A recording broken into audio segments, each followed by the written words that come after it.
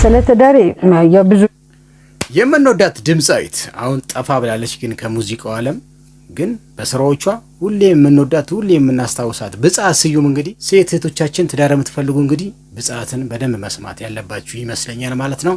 እስቲ ምን አለች የሚለውን ነገር ለእናንተ ጋብዤ እመጣለሁ ማለት ነው። ጊዜ አውርቻለሁ። ማፍቀር መፈቀር ደስ ይላል በጣም እግዚአብሔር ለሰጠው ትልቅ ጸጋ ነው። አንድ መናገር የምፈልገው ዛሬ እዚህ ብዙ ወጣቶች ስላሉ ትዳር ያለው ሴት ልጅ እጅ ላይ ነው። ከፈለገች ትይዘዋለች፣ ከፈለገች ትገለብጠዋለች።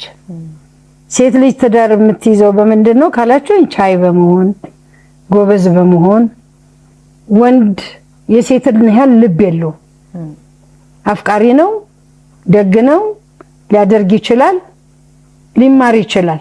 ግን ሴት ያላትን ተሰጦ ጸጋ ወንድ የለው።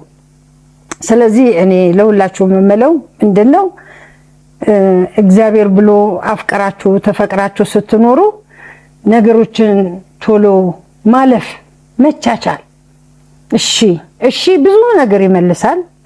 በእንደዚህ አይነት መንገድ ነው ዛሬ 28ኛ ዓመታችን ላይ ደርሰናል። እግዚአብሔር ይመስገን። 28ኛ ዓመት ለመድረሴ እኔ ነኝ ጎበዝ ለማለት አይደለም። በጣም መልካም ባል ስላለኝ፣ በጣም ደግ ባል ስላለኝ፣ የእውነት ሲጨበጨብለት ሁሉ ሊያድር የሚገባው ወንድ ነው ያለኝ።